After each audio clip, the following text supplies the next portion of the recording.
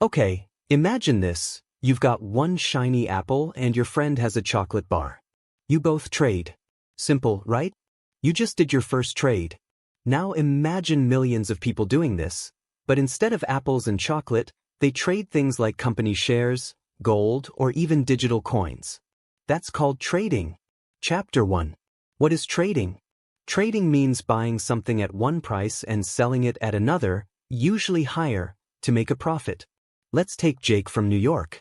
He buys 10 shares of Technova at $10 each. That's $100.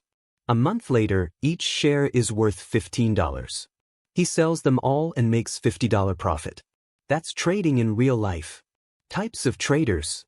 There are different types of traders, just like different kinds of gamers. Day traders. Buy and sell within one day. Quick action players. Swing traders.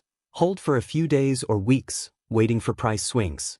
Long-term traders. Investors hold for months or years. The patient players. So whether you play fast or slow, every trader has one goal: buy low, sell high. Where trading happens. All this magic happens in the stock market, like a supermarket for stocks. You can buy pieces of companies right from your phone using apps like Robinhood or eToro. The biggest markets? The New York Stock Exchange and Nasdaq, home to giants like Apple, Amazon, and Google. Financial markets where trading happens. Stocks, shares of companies. Forex, currency pairs. Crypto, Bitcoin, Ethereum, etc. Commodities, gold, oil. Indices, Nifty, S&P 500, etc. Chapter 2. How the traders and market behaves. Why prices move. Prices move because of demand and supply, a tug of war. If everyone wants to buy Apple stock, the price goes up. If everyone starts selling, it falls. It's like how your favorite sneakers become expensive when everyone wants them. Is trading risky? Yes, here's the truth. Trading isn't always winning. Take Sarah from Dallas. She bought a stock at $50, but bad news hit and the price dropped to $30. She lost money.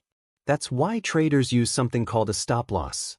It automatically sells your trade if losses get too big. Smart move, right? Good traders don't guess, they study. They use charts and graphs to track price movements. Technical analysis, spotting market patterns. Fundamental analysis, checking company performance, like earnings or news. It's like checking a car before buying it. You want to know it runs well. In trading, emotions, your biggest enemy. Fear makes traders sell too soon. Greed makes them hold too long. It's like opening a bag of chips. You say, just one more, and suddenly it's empty. Good traders control emotions and follow their plan.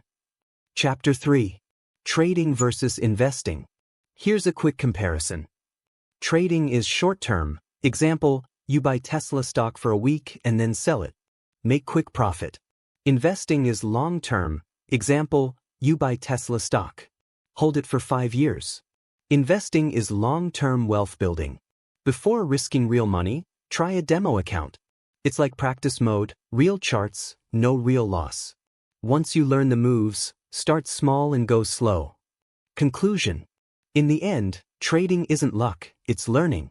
Know the rules, manage risks, and keep emotions in check. Remember, trading is like surfing. You can't control the waves, but you can learn to ride them. If this helped you understand trading, hit like, share, and subscribe for more money lessons that actually make sense. Don't forget to check out my other videos.